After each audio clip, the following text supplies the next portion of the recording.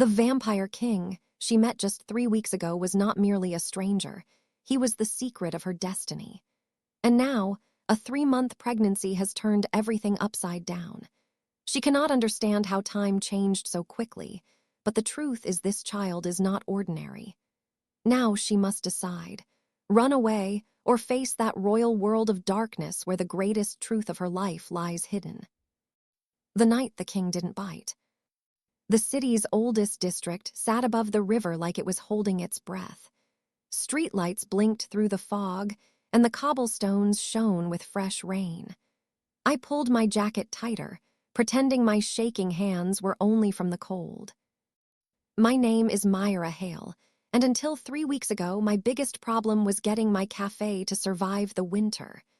Bills, broken espresso machine, customers who wanted miracles for the price of a coin. Normal, human worries.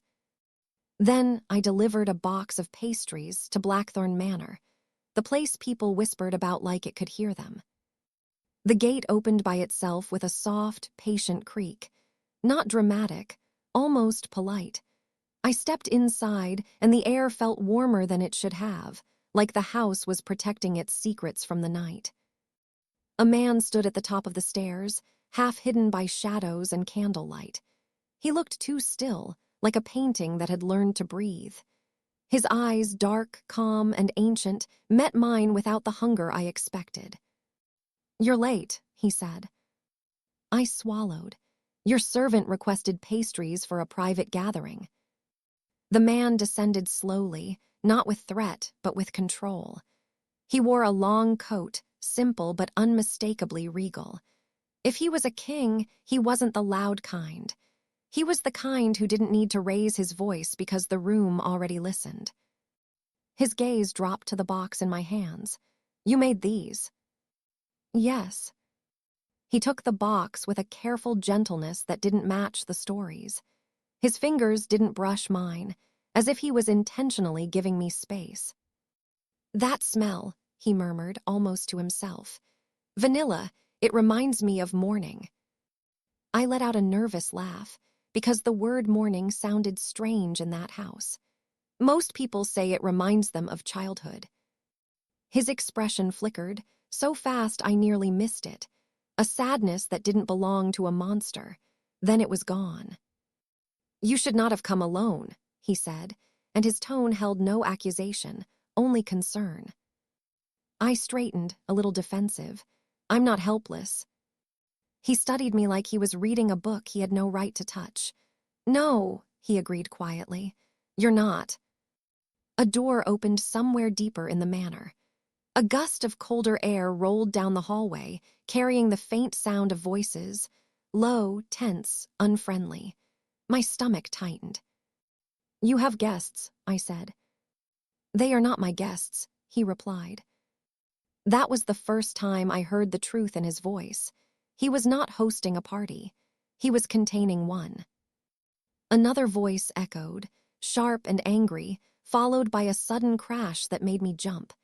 Instinct made me step back toward the door. The man's eyes sharpened, not with hunger, but with vigilance. He moved between me and the sound without thinking, like a shield that didn't ask for applause. "Go," he said, his voice firm now. "Leave the pastries, walk out, do not run, do not look back." I stared at him. "Are you in danger?" For the first time, he looked almost surprised, like no one had ever asked him that in 100 years. "I am not the one you should worry about," he said. Another crash closer. A shadow crossed the hallway. Someone was coming. My heart hammered. My mind screamed this is where people get hurt in stories. But something inside me, some stubborn spark that had carried me through years of struggling alone, refused to abandon a person who was trying to protect me.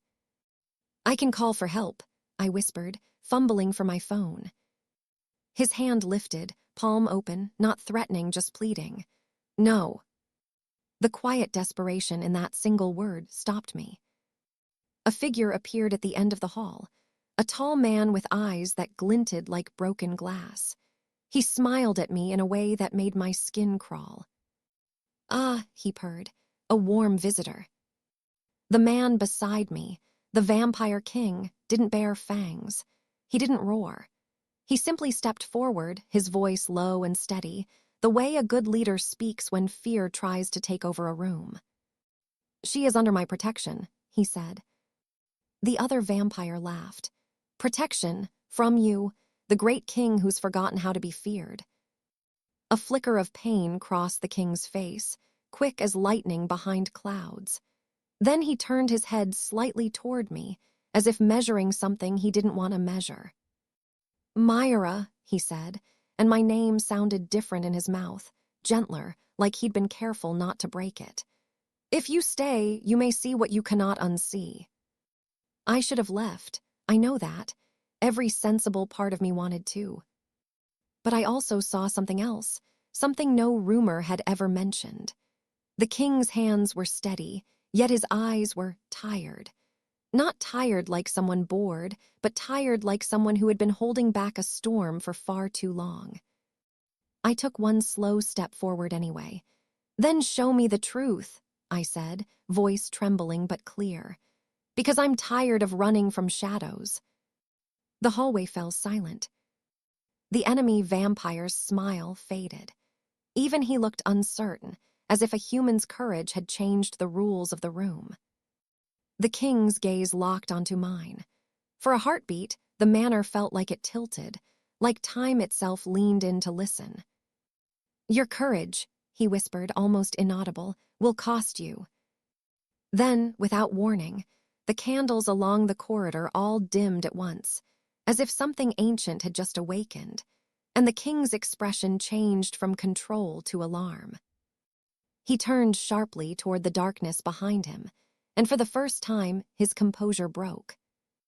"No," he breathed, "it can't be happening again." I opened my mouth to ask what he meant. But a cold wind surged through the manor. The doors slammed shut on their own, and a voice, old, female, and heartbreakingly familiar, echoed from the walls. "My son, bring her to me." The vampire king's face drained of color as he looked back at me, not like a predator, but like a man who just realized the night had chosen me. And he said the words that made my blood freeze. I didn't believe in marks, not really. But standing in that hallway, with the air turning icy and the candles shrinking like frightened stars, I felt it, something invisible resting on my skin like a hand that wouldn't let go. The vampire king, King Lucien Blackthorn, stared at me as if he was trying to decide whether saving me was still possible. "Stay behind me," he said, and his voice wasn't commanding for pride. It was protective, urgent, almost human. The other vampire in the hall, the one with the broken glass eyes, chuckled as if he'd just heard a joke that only he understood. "A human marked inside Blackthorn Manor," he murmured. "Your mother has finally grown bored of your mercy."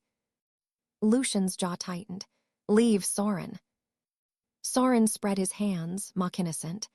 "I would, but the doors are closed. Your house is listening tonight." As if to prove it, the manor groaned, deep in its bones. The portraits along the walls seemed to darken, the painted faces watching with a silent, uncomfortable attention. The air smelled of extinguished candle smoke and wet earth, like a storm had crawled indoors. I tried the front door anyway. My fingers wrapped around the iron handle. It didn't move, not even a millimeter. Lucien didn't look at me when he spoke again. "It won't open until she allows it." "Your mother," my throat felt tight. That voice, it sounded like she's inside the walls. "She is," he said, like the truth tasted bitter. "And she is herself anymore." Soren leaned closer, his smile returning. "She's exactly herself. She just stopped pretending to be kind." Lucian's eyes flashed, controlled anger, not wild. "You're enjoying this." "I'm enjoying finally seeing you cornered," Soren replied softly. "The mighty king who refuses to rule like a king." Lucien ignored him and turned to me. His gaze softened, the way someone looks when they're about to apologize for a disaster they didn't create. "Mira," he said, I need you to listen carefully. Whatever you hear tonight, whatever you see, don't let it convince you that you are small." I stared at him. "Why are you talking like I'm about to be tested?" Because I was. I could feel it, like the house itself was waiting for my reaction. A low sound rose in the distance, not quite a whisper, not quite a song. It crawled through the hallway and under my skin, carrying an ache I couldn't explain. My eyes stung as if I'd been crying all day. Lucien's shoulders went rigid. "That's her lullaby," he said, the words barely audible. "She used to sing it to me when I was still human." The fact that he said used to hit me harder than any supernatural voice. For a moment, I didn't see a vampire king. I saw a son who had been loved once and missed it so much it hurt. Then the manor spoke again, the same woman's voice, deeper this time, threaded with authority. "Bring her to the chapel." Soren's eyes gleamed. Ah, the chapel, how nostalgic. Lucien didn't move.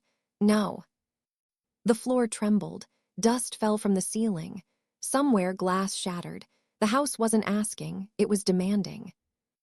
Lucien exhaled, slow and controlled, like he was holding himself together by sheer discipline.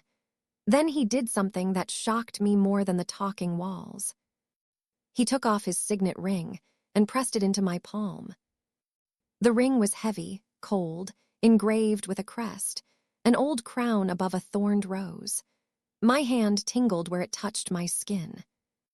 "If we get separated," he said, "show this to any servant. It will force them to help you." I blinked. "You're giving me your authority." His mouth twitched with something like humor, small, tired, sincere. "I'm borrowing your courage. This is my payment." Even Soren looked momentarily thrown off. "You trust her with that?" Lucien's eyes didn't leave mine. "I trust her with her own choices." My chest tightened. Nobody said that to me, not like that, not in a world where people treated fear as wisdom. Lucien wasn't asking me to be fearless. He was telling me I was allowed to be brave anyway. The chapel doors were at the end of a long corridor lined with tall windows. Lightning flashed outside, showing the river below like a silver blade. As we walked, the manor's temperature dropped. Each breath looked faintly white. I tried to keep my voice steady. "Lucien, why me?" He hesitated. "I don't know, and that is what frightens me." Soren walked behind us, hands in his pockets like this was a casual stroll. "Maybe she smells like trouble," he offered, amused. I shot him a look. "Maybe you smell like arrogance." To my surprise, Lucien's lips almost curved. Soren laughed out loud. "Oh, she has teeth." "No," I snapped, then immediately realized how ridiculous that sounded in a vampire manner. "I mean..." Lucien's quiet voice cut through my embarrassment. "You don't need fangs to be strong." The chapel doors opened by themselves, slowly, with a long complaint of old wood. Inside, it wasn't a church the way I expected. There were no bright stained glass saints. The glass was dark and stormy, painted with moons and forests. Candlelight flickered in rows, but none of the flames moved like normal fire. They swayed as if breathing. And at the far end, before the altar, stood a woman. She looked beautiful in a terrifyingly calm way, skin pale as marble, hair dark like ink, eyes a soft gray that should have been gentle. But her gaze held a cold certainty that made my stomach drop. Lucien stopped, as if an invisible wall had pressed against his chest. "Mother," he said. She smiled at him like he was still a child, like she could still tell him what to do and he would obey. "My son," she answered, voice warm enough to fool anyone who didn't know better. "You brought her." Lucien's hands clenched at his sides. "You called her, not me." His mother stepped forward, her movement smooth and silent. "All things in this house answer to my blood," she said softly. "And you have been bleeding mercy into the walls for too long." I tried to breathe. I tried to keep my knees from shaking. "What do you want with me?"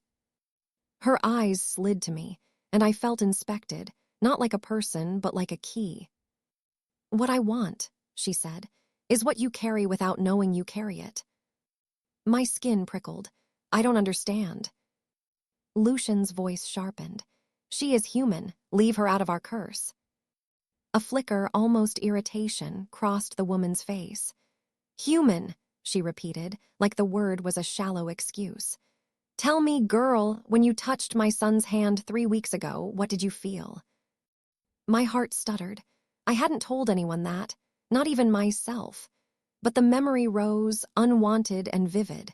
The moment at the stairs when Lucien took the pastry box, careful not to touch me, except he did, just barely, a brush of skin. And in that brush, I'd felt a surge of warmth, like sunlight through a cracked window. I swallowed. Warmth. Soren's head tilted, interested now. "That's impossible," he muttered. Lucian's eyes widened by a fraction, then lowered, as if he'd been hoping I wouldn't say it out loud. His mother's smile deepened. "Yes," she whispered, delighted. "There it is." Lucien stepped forward, voice rising for the first time. "Stop! You will not use her to punish me." His mother lifted her hand, and the candles flared, every single flame stretching tall, throwing harsh shadows across the chapel. "I am not punishing you," she said, almost gently. "I am correcting you. A king who loves weakness will breed weakness." I couldn't stand it anymore. My fear felt like it was turning into anger, hot, shaky, but real. "Love isn't weakness," I said, surprising even myself. "If you think it is, you're not a queen, you're just lonely." The chapel went dead silent. Soren made a soft sound, half laugh, half gasp. She just... Lucien looked at me, as if I'd thrown myself in front of a storm. His mother's eyes narrowed, not in rage, but in fascination. "Oh," she said, "so you do have something worth keeping." Then her gaze dropped to my hand. To the ring Lucien had given me. To my fingers, where, without me noticing, a faint symbol had begun to show beneath my skin. A delicate mark, like a thorned rose drawn in pale light. Lucian's voice turned raw. "No, Mira, don't look at it." But I did, and the moment my eyes met the mark, the chapel spun. A rush of sound filled my ears, ocean waves, distant bells, a heartbeat that wasn't mine. The candles bent toward me like flowers turning to the sun, and the floor beneath my feet felt suddenly too far away. Lucien lunged forward, catching my shoulders before I fell, holding me steady like I mattered. His mother's voice softened into something almost reverent. "It is chosen," she said, "at last." Lucian's grip tightened, and his words came out like a confession he didn't want to make. "Mira," he whispered, shaken, "that mark is older than my crown." I couldn't breathe. "What does it mean?" Lucien looked into my eyes, as if he was afraid the answer would break both of us. "It means," he said, "your life is tied to mine now, by a bond I swore I would never awaken." And then the mark on my hand pulsed once, warmly, like a tiny second heartbeat. In that instant, a new feeling rolled through my body. Dizzy, strange, impossible. Not fear. Not pain. Something like life beginning. I pressed a hand to my stomach, confused, and Lucien followed the motion with a look of sudden horror, as if he understood before I did. His mother's smile turned victorious. "Congratulations, my son," she whispered. "You've made a miracle." Lucian's voice broke, just slightly, as he stared at me. "Mira," he said, "when was your last?" He stopped himself, but it was too late. The question hung between us like a bell that couldn't be unrung. Because I already knew what the answer would lead to. And somewhere deep in the manor, something answered my new heartbeat with a distant, hungry call, like the world had noticed me, and it was waking up. Lucien pulled me closer, shielding me with his body, and for the first time he looked truly afraid. Part of you, he whispered, is not human anymore. And the chapel candles went out, every single one, leaving us in darkness with only my racing breath, and the sound of that second heartbeat growing louder, the promise that broke the curse. Lucien got me out through a narrow side passage I hadn't seen before, a corridor hidden behind a tapestry that smelled faintly of cedar. The manor didn't fight him this time. It felt as if the house was watching, letting us go only because it was confident it could call us back whenever it wanted. Soren followed at a distance, unusually quiet. When we reached the covered courtyard, he leaned against a pillar and glanced at me with a look that wasn't friendly, but wasn't cruel either, more like curiosity mixed with an old, tired envy. "You're shaking," he said. "You should be screaming." "I'm trying to save the screaming for later," I snapped, then immediately regretted it because my voice cracked on the last word. To my surprise, Soren huffed a laugh. "Good, you'll need your breath." Lucien turned on him, eyes hard. "Why are you still here?" Soren looked at the stormy sky. "Because if your mother wins, there won't be a kind king to mock anymore, just a throne built on fear, and some of us are exhausted." He shrugged, like admitting that cost him something. "Besides, she'll blame me too, eventually." Lucien didn't thank him. He didn't soften.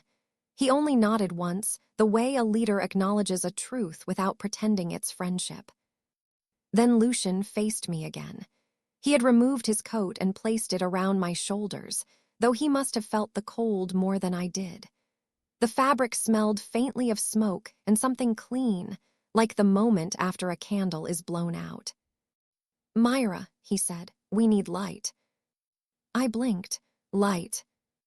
"Not sunlight," he clarified, gentle but urgent. "Truth, records, a way to understand what she awakened in you." I tried to steady my breathing. "You keep saying awakened." I didn't do anything. Lucien's eyes lowered to my stomach, then back to my face, as if he was afraid to look too long. "That's the cruel part," he said quietly. "You didn't choose it, but you'll be the one to pay for it unless I can stop her." My throat tightened. "What is it? What is this bond?" Lucien hesitated, then spoke like someone confessing a failure. "Long ago, my bloodline made a vow. No human would ever be bound to the Blackthorn crown again, not after the last time." Soren's voice came from the pillar, flat and bitter. "The last time a human loved one of you, your mother decided love was a weakness to cut out. She turned the entire kingdom into a lesson." Lucien's gaze flicked toward Soren, warning him, but Soren had already said it. The truth landed on me like cold water. I swallowed. "So I'm a lesson." Lucien stepped closer. His voice softened until it felt like he was trying to warm the air around me. "No, you are a person, and if my mother treats you like a tool, then she is my enemy, not my family." The way he said that, without drama, without boasting, made my eyes burn. I didn't want to cry in front of a vampire king. I didn't want to cry at all. But something about being protected without being owned cracked something open in me. "Okay," I whispered. "Tell me what to do." Lucien exhaled like he'd been holding his breath since the chapel. "We go to your cafe." I stared at him. "My cafe, that's normal." "That's why," he said. "She expects me to hide in the manor and play her game. But your world has something ours has forgotten." Soren raised an eyebrow. "Sugar." Lucien's mouth twitched. "People." My cafe looked smaller than I remembered, as if the night had stretched my idea of the world. The bell above the door rang when we entered, bright and ordinary. Warmth wrapped around us, coffee, cinnamon, baked bread. For a second, I felt like myself again. Lucien paused just inside, taking in the place with an expression I couldn't name. Not hunger, not judgment, something like grief and longing. "What?" I asked softly. He looked at the small tables, the chipped mugs, the mismatched chairs I'd collected from thrift stores. It's humble, he said, and alive. Soren walked in behind us and sniffed. It smells like hope and poor financial decisions. I shot him a look. My poor financial decisions have excellent customer service. Soren's lips twitched. I'll give you that. Lucien's gaze moved to the little community board on the wall. Lost pets, piano lessons, someone offering free soup on Sundays. He stepped closer, reading the notes like they were sacred text. People leave messages, he murmured. People help each other, I said. Sometimes, when they remember how. Lucien's eyes lifted to mine, and his expression changed, like he'd just found the weapon he needed. Then we'll remind them, he said. Before I could ask what he meant, the bell rang again.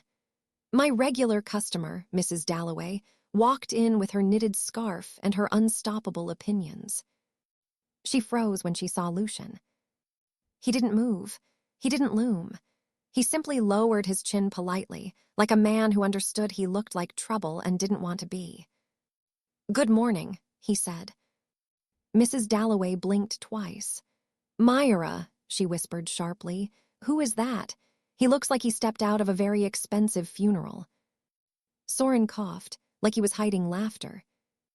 I forced a smile. This is Lucien. He's helping me with something. Mrs. Dalloway's eyes narrowed. Is he dangerous? Lucien answered before I could. I'm trying not to be. The honesty startled her into silence. Then she did something unexpected. She stepped closer and peered at his face with the fearless curiosity of an elderly woman who has survived enough life to stop being impressed by mystery. You look tired, she said. Lucien's throat moved as if he was swallowing an emotion. I am. Mrs. Dalloway nodded, satisfied. Then sit down. Mira makes soup on Wednesdays, and soup fixes more than people think. Lucien sat, not because he was ordered, because he was invited. And in that ordinary motion, Vampire King lowering himself into a scratched wooden chair, something in the air shifted, like a curse didn't know how to breathe in a room where kindness was normal. Soren watched, quiet again, his humor dimmed by something almost like respect. I served coffee with hands that were steadier now. The second heartbeat in me stayed calm, as if it liked the sound of conversation and clinking cups. Lucien spoke softly with Mrs. Dalloway. He listened more than he talked. When she complained about her grandson wasting his talent, Lucien didn't offer grand speeches. He said simply, tell him you believe in him, and then prove it by showing up. Mrs. Dalloway blinked, caught off guard. That's actually good advice. Lucien nodded once. Someone once showed up for me. It changed everything. His eyes flicked to me when he said it, and my chest tightened. 3 weeks ago, I'd been nobody to him, just a delivery girl with a pastry box. So why did it feel like we were already tied together by something older than time? Then the cafe lights flickered.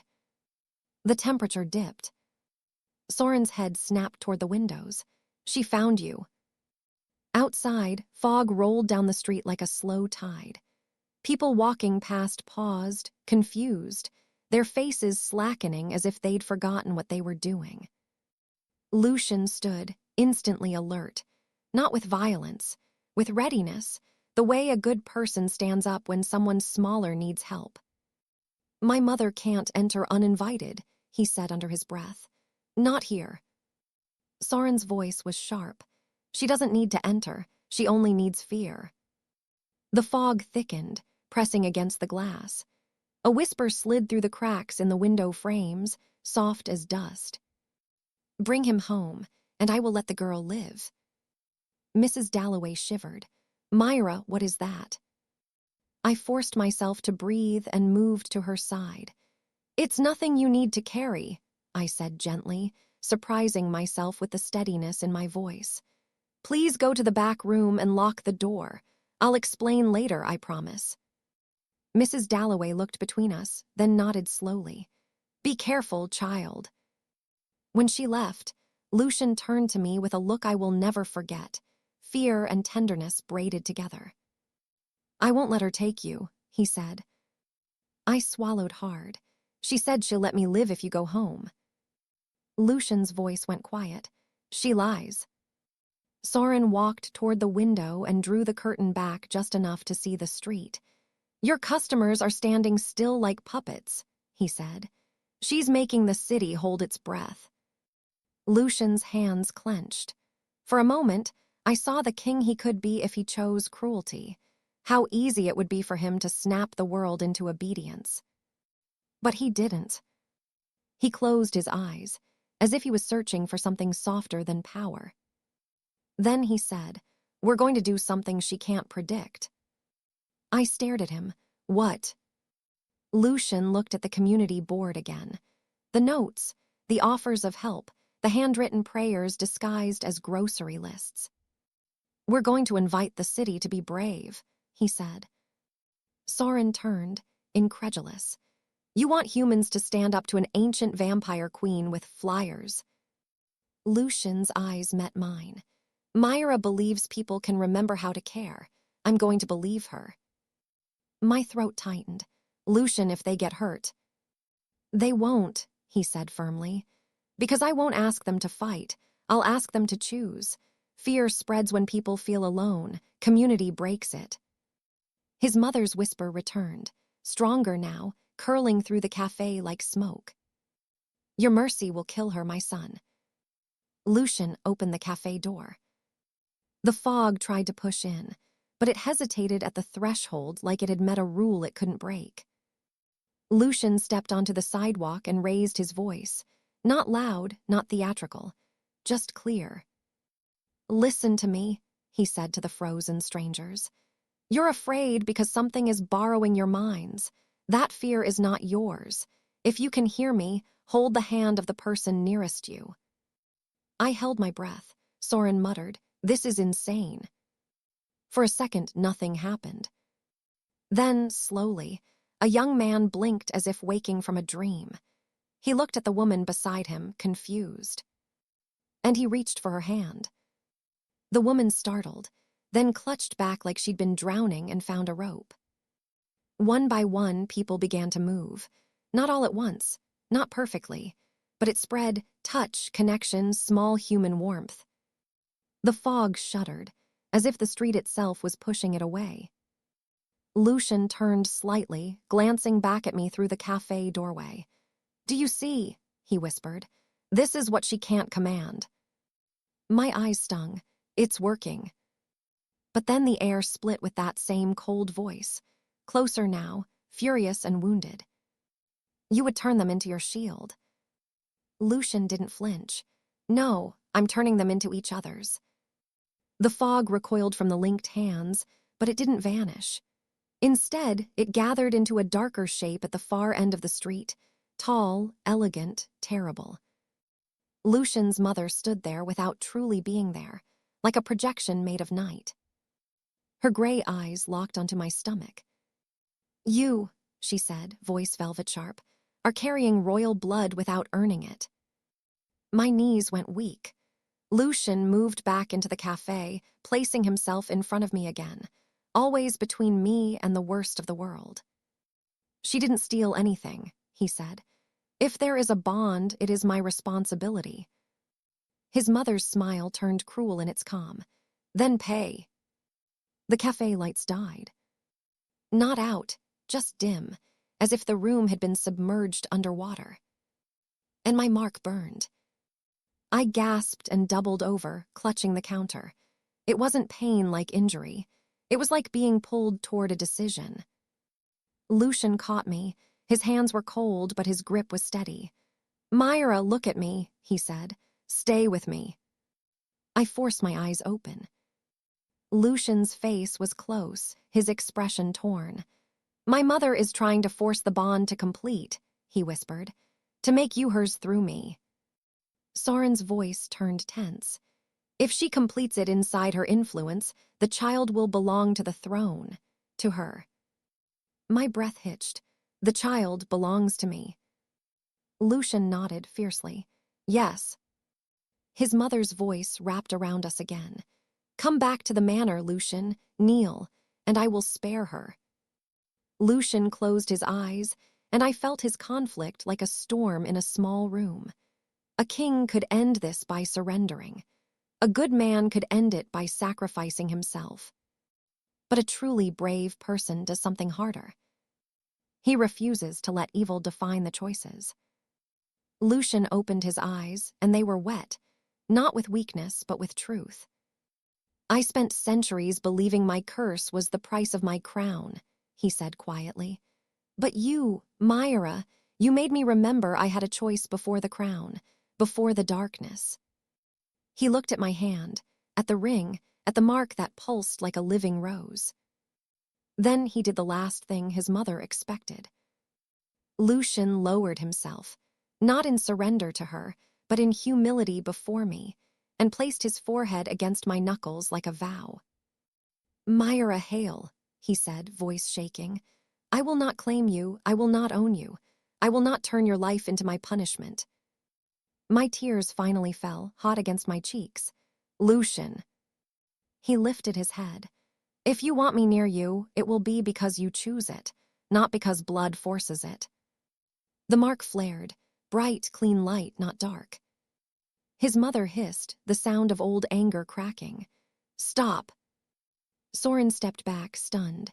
That's not how bonds work." Lucien held my gaze. "It's how love works."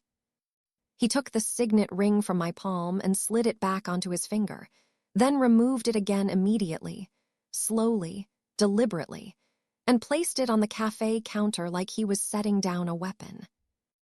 "I renounce the crown," he said. The words fell into the room like thunder without noise. Outside, the fog shuddered violently. His mother's projection rippled, her expression finally breaking. "You can't," she whispered, suddenly less queen and more desperate ghost. "Without the crown, you are nothing." Lucien's voice was steady. "Without my humanity, I was nothing." The air snapped. The fog dissolved as if it had been cut by sunlight, though the sky was still gray. People on the street blinked and staggered, confused but awake, holding hands like they'd just remembered they weren't alone. In the cafe, the dimness lifted, the lights brightened, the oppressive pressure vanished. And his mother's presence faltered, like a song losing its melody. "No," she breathed, softer now, frightened. "I made you strong." Lucien's face softened in a way that hurt to witness. He didn't hate her in that moment. He mourned her. "You made me afraid," he said gently, "and I'm done building a kingdom out of fear." The projection of the queen flickered, her eyes shining with a strange, aching rage. Then she vanished.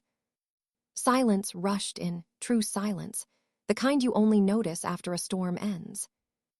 I sank into a chair, trembling all over. Lucien remained standing, as if he was waiting for the world to punish him for choosing goodness.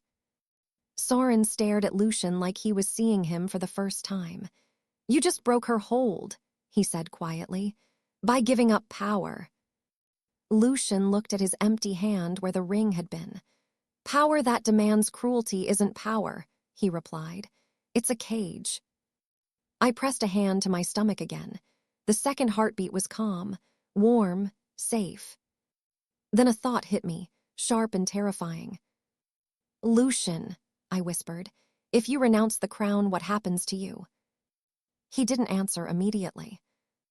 His eyes moved to the window, where the day had finally begun to brighten, pale and honest. His skin didn't burn, but he flinched as if the light carried memories. "Maybe I become mortal," he said at last. "Maybe I disappear. The curse that made me king may have been the only thing keeping me as I am." My throat closed. No, you can't." Lucien stepped closer and knelt beside me, taking my hands in his. "Mira," he said, "I did this so you could live free, so the child could live free." "And what about you?" I demanded, voice breaking. Lucien's mouth trembled with something like a smile. "What about me?" he echoed softly, "is finally my own choice." Soren turned away, blinking hard, pretending he wasn't affected. "Unbelievable," he muttered. "The king becomes a man." The cafe bell jingled. Mrs. Dalloway cautiously opened the back room door and peeked out. "Are we done with the whatever that was?" I wiped my cheeks quickly and forced a shaky laugh. "Yes," I said. "I think we're done." Mrs. Dalloway looked at Lucien, then at me, then at our hands. She didn't ask questions. She only walked to the counter and started filling a kettle like normal life was the most powerful spell in the world. "Sit," she told Lucien, pointing to a chair. "And if you're leaving, you'll leave after tea. Nobody makes life-changing decisions without tea." Soren let out a short laugh. "I like her." Lucien sat, obedient, almost grateful. Minutes passed. The warmth of the cafe wrapped around us. Outside, people resumed walking, still a little dazed but alive and free. Then Lucien suddenly inhaled sharply. He pressed a hand to his chest, as if surprised by the sensation. "What?" I asked, panic rising. He looked at me, eyes wide. "My heart," he whispered. It's beating." For a moment, no one spoke. Soren's face went pale. "That's not possible." Lucien's fingers trembled. He swallowed, and a tear slipped down his cheek like it had been waiting centuries to exist. "It's slow," Lucien said, voice thick, "but it's real." I covered my mouth, a laugh and sob tangling together. "You're coming back." Lucien looked at my stomach, then back at my face, awe shining through exhaustion. "We're both coming back," he whispered. Outside, the clouds began to thin, not dramatically, just enough for a pale stripe of sunlight to touch the street like a gentle promise. Lucien reached across the small table and took my hand, this time not avoiding contact, not afraid of what it meant. His skin was still cool, but there was warmth underneath now, a quiet spark that matched the second heartbeat inside me. "I don't know what I am yet," he said, "but I know what I want to be." I squeezed his hand, tears still on my cheeks.